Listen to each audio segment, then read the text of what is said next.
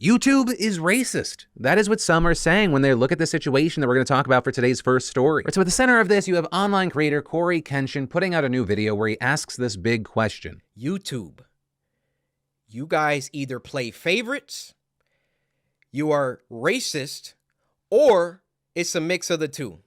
These are the three options, YouTube.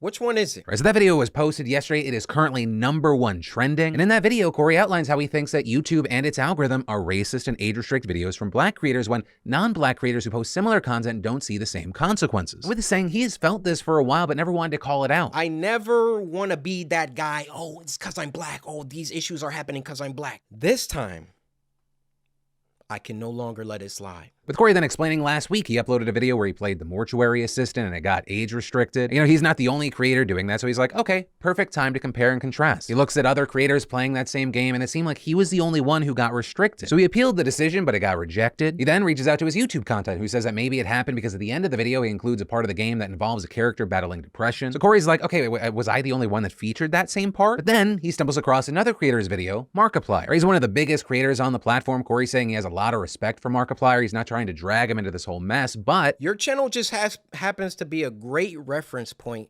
because A, you're a really big YouTuber, and B, you're not Black. So I can look at your channel and then I can look at my channel or look at anyone else's channel and make sure that the things and the games that you play, that they're enforcing the rules equally to everybody. Cory's saying that when he looked at it, Markiplier included the same content, but he wasn't age restricted. So he reached out to his contact again to kind of be like, so, okay, what's the deal then? His contact then says, I'll contact the policy team, have them look at it, and then that video gets unrestricted, which understandably shocked Cory considering they already rejected his appeal. Right? He thought, like, if anything, I'm accidentally screwing this other guy. They're going to double down. They're going to restrict Markiplier's video, but they looked at Mark's video and they used that to verify my innocence. And so with all of that, Cory sends his YouTube rep an email saying, hey, I think there's racism and favoritism at play here, and I want to sit down with the policy team to talk things out. We're wanting to see, are human beings doing this? Is it automated? What's going on? Right? Because he doesn't feel like this is an isolated incident. Right? Every time he comes back to YouTube, he's trending for a bit, but then something happens to knock him down. So then, oh my God, his rep says, okay, I'm going to go to work for you. We're going to answer these questions. And after a few days, they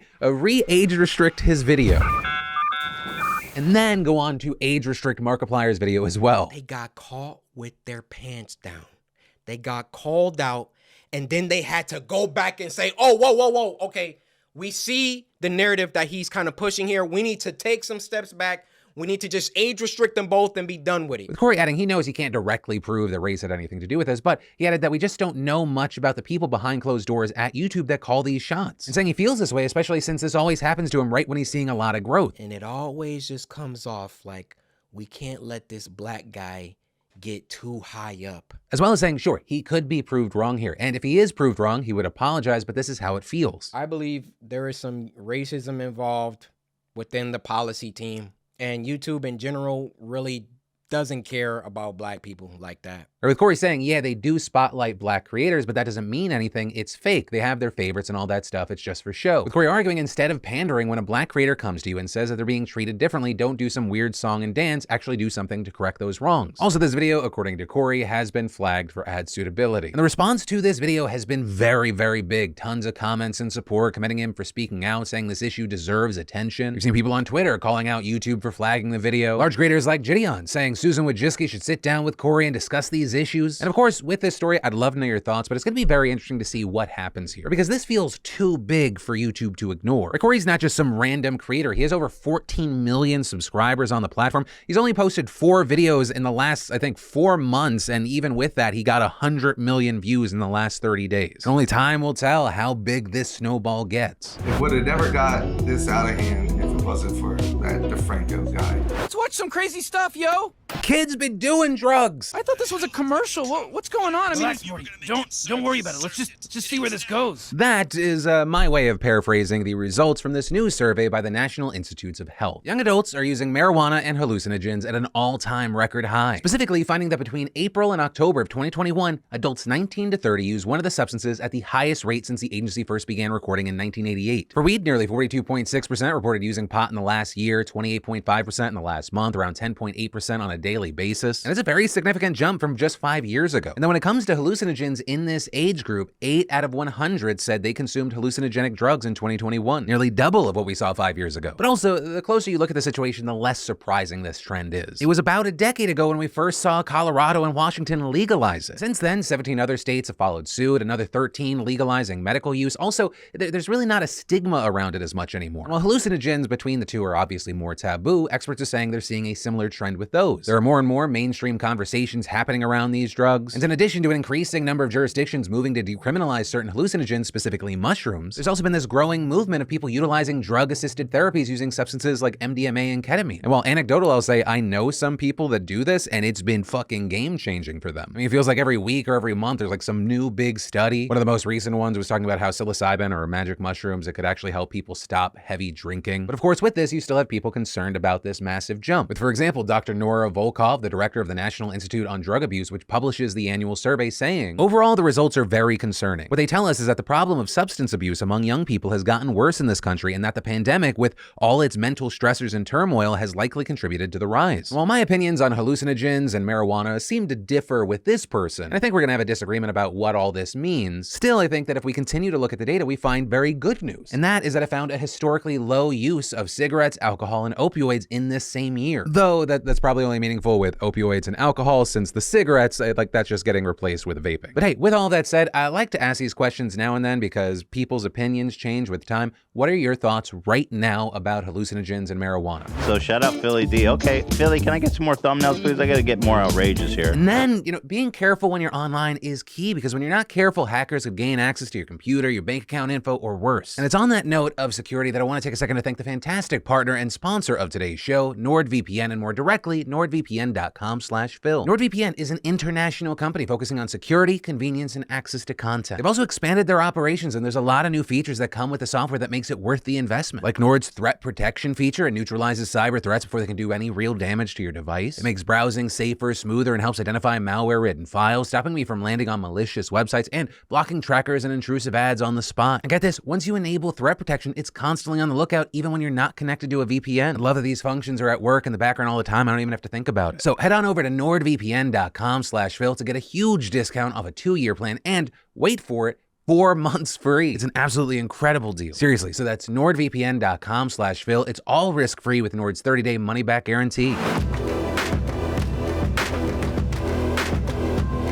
It's socialism. That is what Senate Minority Leader Mitch McConnell and many other Republicans are calling Biden's loan forgiveness, calling the policy astonishingly unfair and saying President Biden's student loan socialism is a slap in the face to every family who sacrificed to save for college, every graduate who paid their debt, and every American who chose a certain career path or volunteered to serve in our armed forces in order to avoid taking on debt. Senator Ted Cruz also calling this a Hail Mary before the midterms, which, hey, is a statement that the cynical part of my brain does not dismiss. It can be two things at the same time, a political move and at the same time something that genuinely will help millions of Americans. Now, with all that, I will say something that's surprising is, we knew that Republicans were going to push back on this, but we've actually seen a decent amount of pushback from a number of Democrats, especially with more centrist Democrats, people like Representative Tim Ryan. He's an Ohio Senate nominee, and he said, waiving debt for those already on a trajectory to financial security sends the wrong message to millions of Ohioans without a degree working just as hard to make ends meet. As well as Democrat and former Treasury Secretary Larry Summers saying, every dollar spent on student loan relief is a dollar that could have gone to support those who don't get an opportunity to go to college. We've also seen competing narratives regarding who this is actually going to help, with a number of people citing an independent study from the Penn-Wharton budget model, which said that knocking out $10,000 for people making less than $125,000 a year would cost the government $300 billion. Also saying that at minimum, 69% of the debt forgiven would go to households in the top 60% of the income distribution. But we've seen pushback against that from Biden and his administration, saying that among other things, with the income cap, the relief's going to make sure the money goes to who needs it most, and saying that 90% of those affected by this loan forgiveness are going to be households making $75,000 or less per year. But also, while all of this is happening, you still have a number of Democrats pushing against this, saying, hey, this doesn't do enough, with some saying even more debt needs to be forgiven, but even more pointing to the fact that college the cost is insane. The cost of tuition has gone up in a way that's just, it doesn't make any sense. And because of that, this is just kind of a small band-aid on a gushing wound. And it's been a while since I went to college, so when I saw reports about the price of college now, it's insane. Reportedly, per the College Board, average in-state tuition for a 4-year public university is $9,410 per year. And if you're an out-of-state student, that's $23,890 per year. And then if you're looking at a private university, right, if you take into account all 4 years, to get a diploma, it averages to $130,000. Meanwhile, last year, the median family income before taxes was less than $80,000. And that's without the books, the room, the board, that's in what? And of course, why wouldn't these greedy colleges continue to raise the prices? In their eyes, they essentially have a money printing machine and no one's really keeping them in check. Because in this country, that's just considered a part of life. Which is why for a while now, we've seen people floating possible solutions, though not gaining a ton of traction. Some ideas include revoking the tax-exempt status of schools that exceed tuition inflation limits. Some also think it would be a good idea to deny federal research grants to a number of schools, with the belief this could rein in especially large public and private universities. But for now, that's where we are, and we'll have to wait to see what happens. Thoughts on Philip DeFranco's comments? Is that guy's channel still relevant? And then, it's been exactly 3 months to the day since a gunman walked into Robb Elementary and slaughtered 19 children and 2 teachers. And now the latest update that we have to the situation came during a school board meeting to determine what should be done about Police Chief Pete Arredondo. He was the guy who wasted an hour trying to talk to the shooter, trying to get into nearby classrooms, and waiting for keys to the one that the shooter was in, even though it was unlocked. But then reportedly choosing not to attend the meeting yesterday, saying that he had received death threats and didn't feel safe. But him not being there didn't stop community members from pouring into this high school auditorium and unleashing their anger on the school board. If it was one of your children, heads would be rolling right now.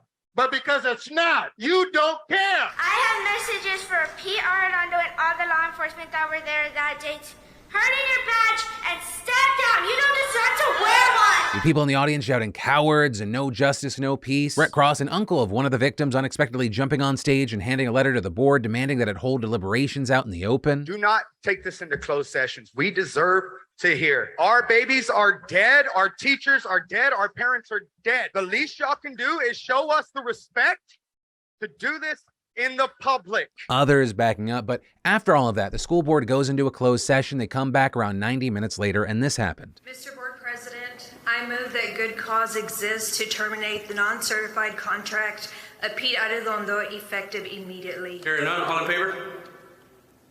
Motion passes unanimously. You hear some light applause, some people yelling. Otherwise, though, it's a bittersweet reaction. Yes, Arredondo's lost his job. Some people seeing that as accountability, but these families still have to live the rest of their lives with empty chairs at the dinner table. And as far as what Arredondo has had to say about this, right, was he humble? Was he apologetic? He was no, fuck no. Instead, releasing a statement through his lawyer, blasting the whole meeting and saying, Chief Arredondo will not participate in his own illegal and unconstitutional public lynching and respectfully requests the board immediately reinstate him with all back pay and benefits and close the complaint as unfounded, alleging that the board fired him without giving him a chance to publicly clear his name, effectively defaming him, and defending his actions at the shooting, saying that he and his officers saved as many lives as they could with the tools available, and claiming that Arredondo was being forced into the role of the fall guy, the sacrificial lamb, with him even accusing the Department of Public Safety head of racism, saying that when he blamed Arredondo, it was a smokescreen attempt to blame the Mexicans. So yeah, that's where that fucking mess is right now. And so we'll have to wait to see what happens, but in the meantime, let me know your thoughts on this one. But ultimately, that is where that story and today's show ends. As always, thank you for watching and subscribing to my daily dives in the news. And if you want more news, I got you covered here or in the links down below. But of course, as always, my name's Philip DeFranco. You've just been filled in. I love yo faces, and I'll see you tomorrow.